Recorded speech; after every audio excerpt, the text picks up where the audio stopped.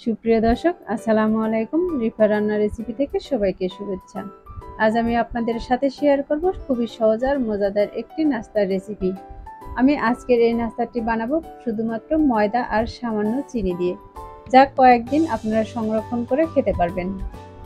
আর আমার এরকম সহজ নাস্তার রেসিপিগুলো দেখার জন্য চ্যানেলটি অবশ্যই সাবস্ক্রাইব করে বেল আইকনটি অন করে রাখবেন, তাহলে খুব সহজে আমার রেসিপিগুলো দেখে নিতে পারবেন।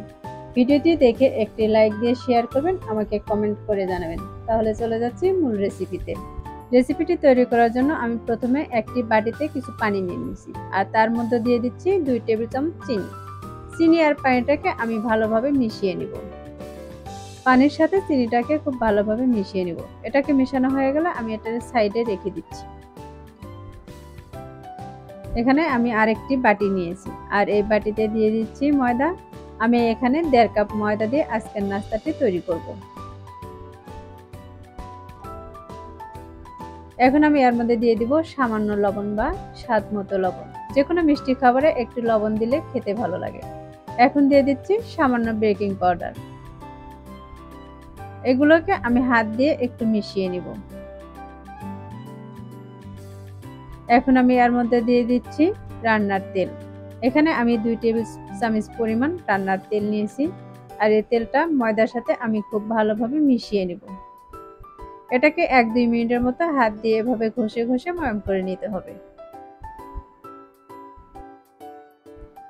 দেখতে পাচ্ছেন, ময়াম করার পরে হাত দিয়ে এরকম চাপ দিলে কিন্তু মুঠি হয়ে আসবে।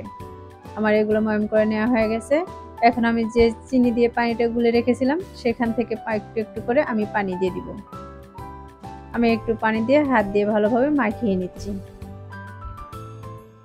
এই পানিটাকে আমি একবারে দিব না, একটু একটু করে পানি দিয়ে আমি এটাকে একটা ডো তৈরি করে নিব। আমার সবগুলো পানি কিন্তু লাগেনি, একটু পানি বেঁচে গিয়েছে।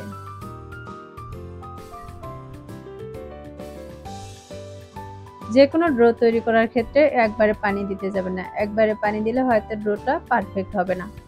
আমি এভাবে একটু একটু পানি দিয়ে একটা পারফেক্ট ডো তৈরি করে নিয়েছি। এটাকে আমার মাখিয়ে নেওয়া হয়ে গেছে। এখন আমি এর উপরে দিয়ে দিচ্ছি আরো সামান্য একটু তেল। তেল লাগিয়ে এটাকে আমি 10 মিনিটের জন্য রেস্টে রেখে দিব। এখন আমি আরেকটি বাটিতে দিয়ে দিচ্ছি আরো 2 টেবিল চামচ তেল, আর দিয়ে দিচ্ছি 1 চা চামচ কর্নফ্লাওয়ার। তেলের সাথে কর্নফ্লাওয়ারটাকে খুব ভালোভাবে মিশিয়ে নিতে হবে। আর মেশানোর পর দেখতেই পাচ্ছেন কত সুন্দর একটি ব্যাটার তৈরি হয়েছে। আর 10 মিনিট পর আমি এই ডোটাকে আবারও একটু হাত দিয়ে ভালোভাবে মথে নিব। আর দেখতে পাচ্ছেন 10 মিনিট পর এই ডোটা কিন্তু আর একটু নরম হয়েছে। যে কোনো আটা মাখানোর ক্ষেত্রে যদি একটু ভালোভাবে মাখিয়ে নেওয়া হয়, তাহলে দেখবেন ডোটা পারফেক্ট হবে আর রুটিগুলো বানাতেও সুবিধা হবে। আমি এভাবে হাত দিয়ে খুব ভালোভাবে মাখিয়ে নিচ্ছি। এগুলোকে মাখিয়ে নেওয়া হয়ে গেছে। এখন আমি দেখিয়ে দিচ্ছি। দেখতে পাচ্ছেন এই ডোটা কিন্তু খুব শক্তও না, আবার খুব নরমও না। এখন আমি এখান থেকে ছোট ছোট করে কিছু লেচি কেটে নিব।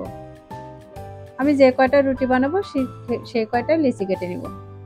এগুলোকে আমি একটা সাইডে রেখে দিচ্ছি, আর একটি বোর্ডে সামান্য আটা নিয়ে নিয়েছি। একটি লেচিকে আমি হাত দিয়ে সমান করে নিচ্ছি। এটাকে হাত দিয়ে ডলে ডলে একটু গোল করে নিতে হবে। এখন আমি এভাবে গোল করে নিয়ে নিয়েছি, আর এরপর সামান্য আটা দিয়ে হাত দিয়ে আমি একটু চেপে দিব। হাত দিয়ে চেপে একটু বড় করে নিয়েছি। এখন একটি রুটি বেলনা দিয়ে একটা রুটি বানিয়ে নিব। আমি বেশ কয়েকবার এভাবে ঘুরিয়ে কিন্তু রুটিটা বানিয়ে নিব। আমার এটা বানানো হয়ে গেছে, আর রুটিটাকে আমি দেখিয়ে দিচ্ছি কতটুকু মোটা রেখেছি। আমরা রেগুলার যে রুটিটা বানাই সেরকমই একটা রুটি বানিয়ে নিয়েছি। আমি এখন এর উপরে তেলের সাথে যে কর্নফ্লাওয়ারটা মিশিয়ে রেখেছিলাম সেটা দিয়ে দিচ্ছি। এটা দিয়ে দিলে দেখা যাবে ভেতরটাও অনেক মুচমুচে থাকবে। প্রতিটা লেয়ার কিন্তু এভাবেই খুলে আসবে, একটার সাথে আরেকটা লেগে যাবে না। আমি রুটির উপরে চতুর্পাশে খুব ভালোভাবে কর্নফ্লাওয়ারটা লাগিয়ে নিয়েছি। এখন একটা রুটির উপরে আমি আরেকটা রুটি দিয়ে দিচ্ছি। আমি একইভাবে এটার উপরেও কর্নফ্লাওয়ার লাগিয়ে নিব। আমি এই রুটির উপরেও চতুর্পাশে ঘুরিয়ে ঘুরিয়ে কিন্তু কর্নফ্লাওয়ারটা লাগিয়ে নিয়েছি। আমি যে কয়টা রুটি বানিয়েছি সেই কয়টার উপরেই আমি এভাবে কর্নফ্লাওয়ার লাগিয়ে নিব। এই রুটির উপরে আমি আরেকটা রুটি দিয়ে দিচ্ছি, আর এটাকে হাত দিয়ে টেনে টেনে একটু সাইডে নিয়ে নিচ্ছি।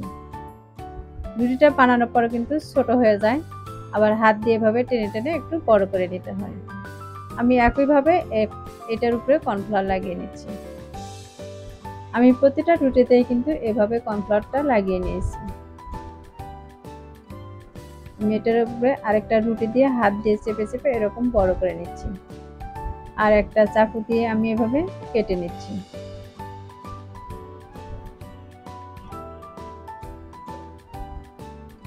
আমি এভাবে ছোট ছোট করে কেটে নিচ্ছি। আমার এগুলো কেটে নেওয়া হয়ে গেছে। আমি এখন হাত দিয়ে মুড়িয়ে নিচ্ছি। আমার মুড়িয়ে নেওয়া দেখে বুঝতে পারতেছেন আমি কিভাবে তৈরি করে নিচ্ছি। আমি এটার উপরে আরেকটা লেয়ার দিয়ে দিচ্ছি। এটাকে যদি আরো বড় বানাতে চান তাহলে আরেকটি লেয়ার দিয়ে দিতে পারেন। আমি আজকে নাস্তাগুলো এত বেশি বড় বানাবো না, একটু ছোট সাইজেরই বানাবো। আমি আরেকটা এভাবে মুড়িয়ে নিচ্ছি। এই লেয়ারটা একটু বড় ছিল, এজন্য আমি একটাতেই মুড়িয়ে নিয়েছি। আমি এভাবে এক এক করে সবগুলো লেয়ার মুড়িয়ে নিব।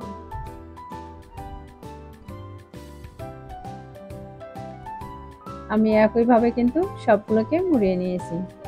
আর এগুলোকে একটি সাইডে নিয়ে নিচ্ছি, আর এখান থেকে একটিকে নিয়ে আমি হাত দিয়ে চেপে একটু বড় করে নিব। এটাকে খুব বেশি জোরে চাপ দেওয়া যাবে না, একটু চেপে বড় করে নিতে হবে। আমি আজকে নাস্তাটা খুব বড় বানাবো না। আমি একইভাবে আরেকটি করে দেখাচ্ছি। আমি এটাকেও হাত দিয়ে চেপে একটু বড় করে নিচ্ছি।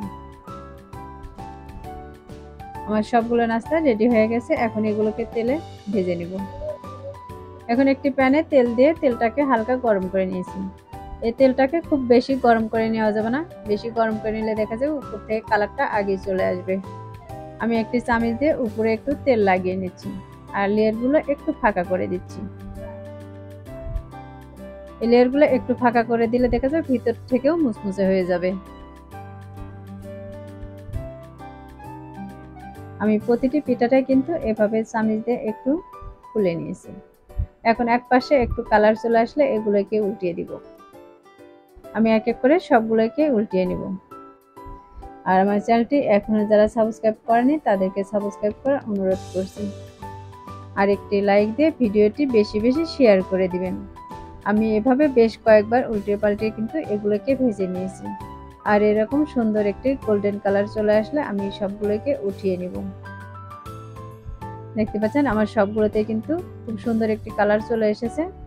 এখন আমি এগুলোকে একটি প্লেটে উঠিয়ে নিচ্ছি। তাহলে দর্শক দেখতেই পাচ্ছেন কত সহজ আর সুন্দরভাবে একটি নাস্তা তৈরি করে নিলাম। এই নাস্তাটি বানানো কিন্তু খুবই সহজ। আমার রেসিপিগুলো ভালো লাগলে একটি লাইক দিয়ে শেয়ার করে দিবেন, আর আমাকে কমেন্ট করে জানাবেন আমার আজকের রেসিপিটি আপনাদের কাছে কেমন লেগেছে। এখন আমি একটিকে ভেঙে দেখিয়ে দিচ্ছি এটা কতটা মুচমুচে হয়েছে।